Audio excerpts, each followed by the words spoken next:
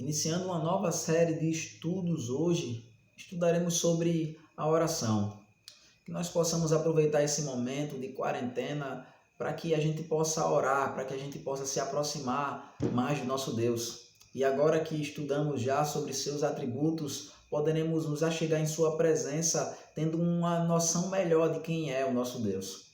Talvez não haja melhor lugar para nós estudarmos sobre oração inicialmente do que na própria oração que o Senhor Jesus nos ensinou, que está registrada em Mateus, capítulo 6.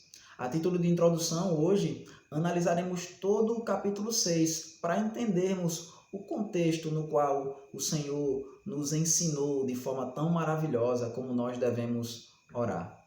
Se abrimos a palavra de Deus em Mateus capítulo 6, onde Jesus está continuando o sermão do monte, o primeiro versículo da passagem afirma: Guardai-vos de exercer a vossa justiça diante dos homens, com o fim de serdes vistos por eles.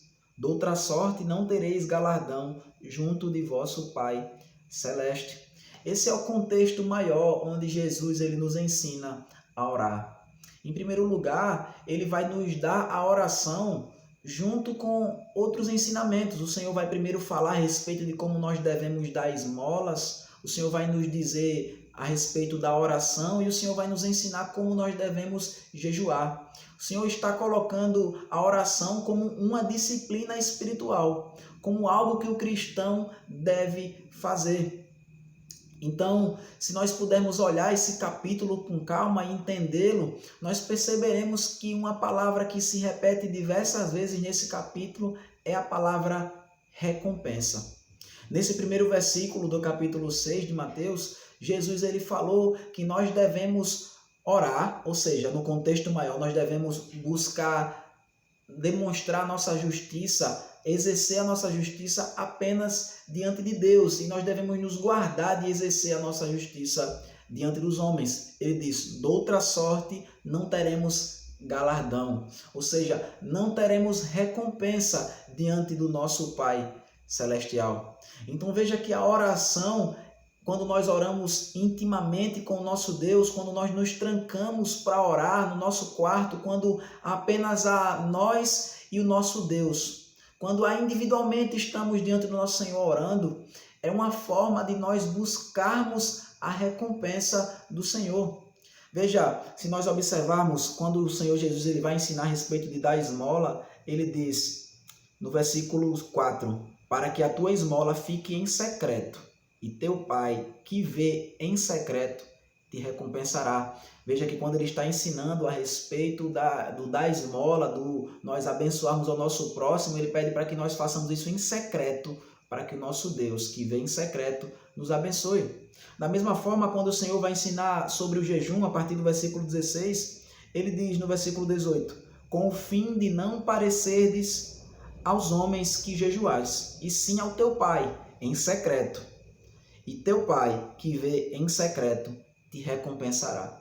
Perceba que o buscar recompensa em Deus é algo que Jesus está enfatizando aqui. O Senhor Jesus está nos ensinando que nós devemos parar de viver da forma que normalmente, que naturalmente nós somos inclinados a viver, que é buscar a nossa recompensa nos homens e não em Deus. E a oração é dada justamente nesse contexto maior, para que nós buscamos ao Senhor, para que nós busquemos no Senhor, para que nós dependamos do Senhor e não dos homens. Antes mesmo de começar a ensinar especificamente a respeito da oração do Pai Nosso, o Senhor Jesus ele vai dizer como nós devemos orar, e ele vai dizer a partir do versículo 5. E quando orardes, não sereis como os hipócritas, porque gostam de orar em pé, nas sinagogas, nos cantos da praça, para serem vistos dos homens. Em verdade vos digo que eles já receberam a recompensa. Vejam, irmãos, essa é a tendência do ser humano. Essa é a nossa tendência.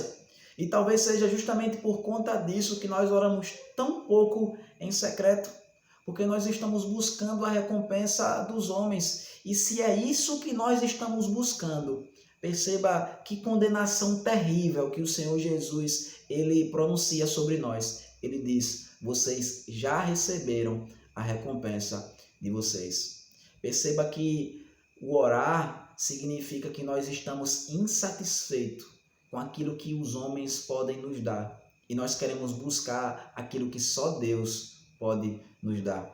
Se nós oramos ou fazemos qualquer outra coisa em nossa vida cristã para sermos vistos pelos homens, isso significa que nós não estamos desejosos da presença de Deus e da recompensa que só Deus pode nos dar. Significa que o nosso coração está tão colocado nesse mundo que nós não temos uma preocupação em nos achegarmos a Deus. É como se nós estivéssemos dizendo com a nossa vida e com a nossa forma de agir que não há nada em Deus que nós precisemos, que é nos homens, é no louvor, na glória dos homens, naquilo que nós podemos obter aqui nesse mundo dos homens, é que é onde está o nosso coração. E perceba que é justamente nesse contexto em que mais na frente, no capítulo 6 ainda, ele vai falar, depois que ele termina de falar a respeito do jejum, ele a partir do versículo 19 vai dizer: não acumuleis para vós outros tesouros sobre a terra, onde a traça e a ferrugem corroem e onde os ladrões escavam e roubam. Perceba, irmãos, que depois de nos ensinar a amar o próximo, a dar esmolas, a orar e a jejuar, o Senhor diz: olha, apesar de eu estar dizendo para vocês buscarem a recompensa de Deus, não busquem tesouros na terra, onde a prata, o tesouro que é prata e ouro, que a ferrugem pode corroer, que o ladrão pode roubar. Ele vai dizer para a gente ajuntar tesouros nos céus. Então perceba que além de orar significar que nós buscamos uma recompensa de Deus, orar significa ainda mais que nós buscamos uma recompensa celestial, que o nosso coração não está aqui nessa terra e é por isso que nós oramos. Nós iremos ver com calma quando estudaremos com mais paciência a oração em si, que o Senhor Jesus nos ensina, e nós sabemos que lá fala a respeito de necessidades físicas aqui na terra. Fala que nós pedimos ao Senhor o pão nosso de cada dia, mas perceba que o nosso coração não deve estar no pão nosso de cada dia. O nosso coração deve estar no Senhor. Perceba que ele continua nos ensinando no capítulo 6 de Mateus, e ele vai dizer que os olhos da gente, onde está o nosso olho, onde o nosso olho está voltado, os nossos olhos são as lâmpadas do corpo. É isso que ele diz no versículo 22, ele diz: são os olhos a lâmpada do corpo. Se os teus olhos forem bons, todo o teu corpo será luminoso. Se porém os teus olhos forem maus, todo o teu corpo estará em trevas. Portanto, caso a luz que há em ti sejam trevas, que grandes trevas serão.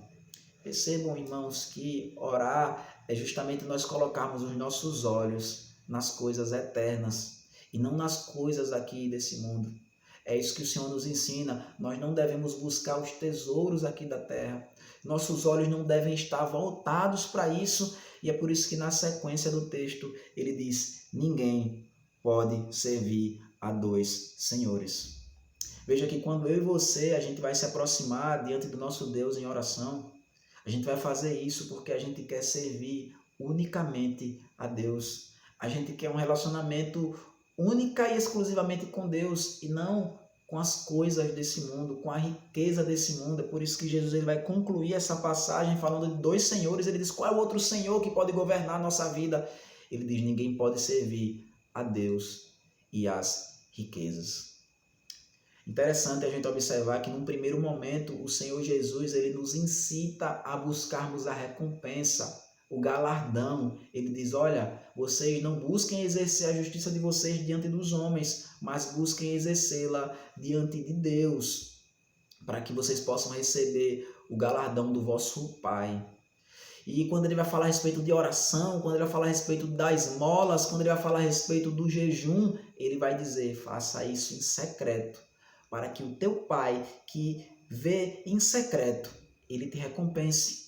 Mas agora, perceba que Jesus ele nos ensina com mais profundidade e diz que a gente não deve buscar fazer essas coisas em busca da recompensa. A gente não vai orar buscando a recompensa que o nosso Pai pode nos dar.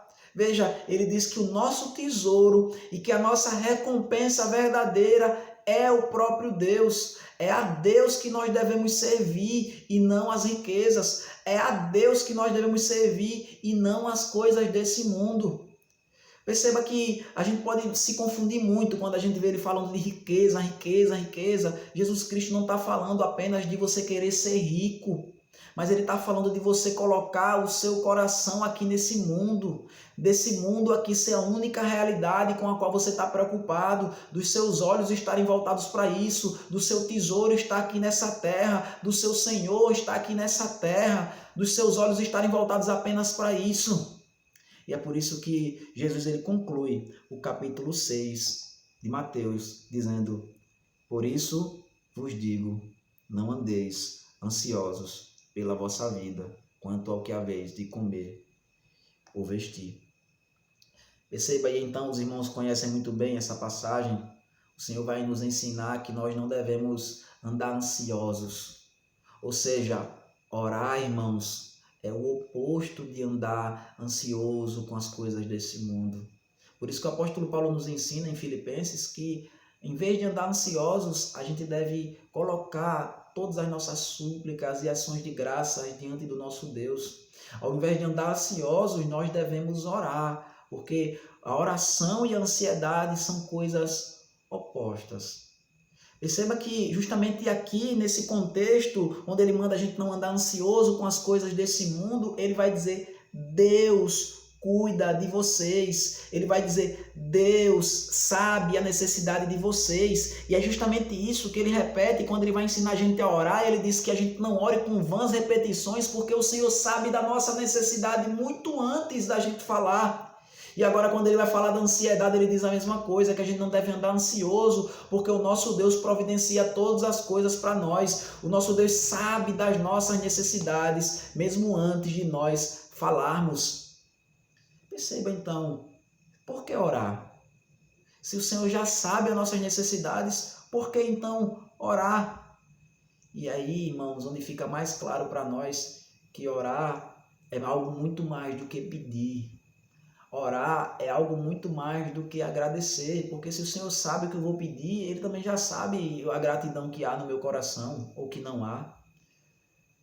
Veja, irmãos, orar é algo muito mais profundo do que apenas pedir e do que agradecer. Obviamente, a oração inclui essas coisas, mas a oração é nós obtermos comunhão com Deus. Oração, irmãos, é quando Deus é mais importante para você do que qualquer outra coisa. E eu te pergunto, orar, Deus, isso tem sido em primeiro lugar em nossas vidas, irmãos? Veja, se nós não oramos, significa que Deus não está em primeiro lugar em nossa vida. Significa que os nossos olhos, significa que o nosso coração, o nosso tesouro, o nosso Senhor está aqui nessa terra e não é o Deus verdadeiro.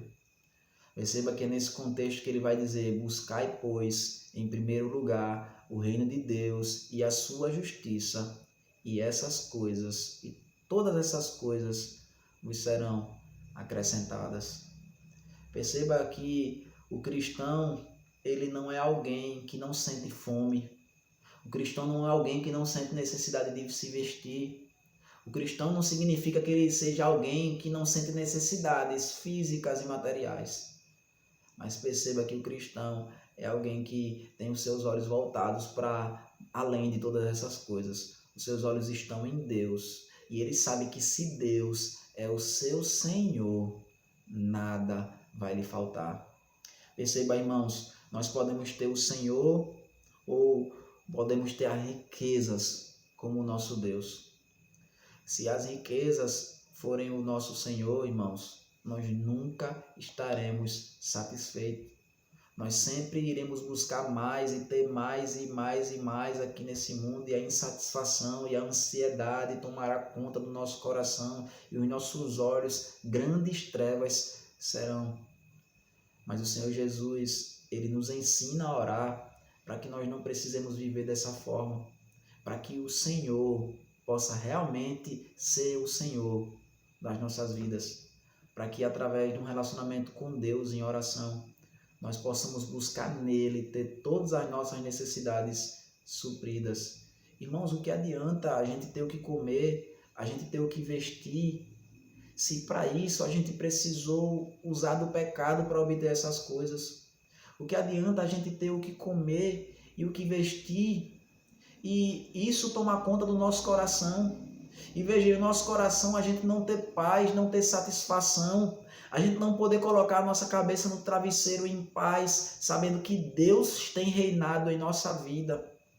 Irmãos, é muito melhor nós buscarmos ao Senhor, esperarmos, e mesmo que a oração não seja respondida no tempo que nós queremos, mas quando ela for respondida, e quando estudarmos mais a fundo sobre a oração, nós veremos que sempre as nossas orações são respondidas. Quando nossa oração for respondida, nosso coração vai estar cheio de gratidão e de satisfação, porque a gente sabe que falou com o próprio Deus do universo. Porque vai ficar testificado ali que o Deus que governa todas as coisas, ele se inclinou e ouviu quando nós clamamos. Irmãos, que Deus ele possa nos abençoar através desse estudo e que nós possamos, irmãos, nos arrepender do nosso pecado, da nossa falta de oração. Estou aqui dando esse estudo para os irmãos, não porque tenho uma vida de oração perfeita, pelo contrário, se eu desejasse aparentar isso, já estaria pecando contra o versículo 1 aqui que nós lemos, querendo exercer minha justiça diante dos homens. Mas pelo contrário, irmãos, é porque sei da minha necessidade e sei da necessidade também dos irmãos. Sei que, infelizmente, em nossos tempos, são poucos os cristãos que oram verdadeiramente. São poucas pessoas que buscam a face de Deus, que se apegam, que se agarram a Ele. Irmãos, que nós possamos ser essas pessoas, que nós possamos aproveitar o momento de dificuldade em que nós vivemos e que ao invés de reclamar, de murmurar, nós possamos nos colocar diante do nosso Deus em oração. Que Ele muito nos abençoe através desse estudo e através da oração. Amém.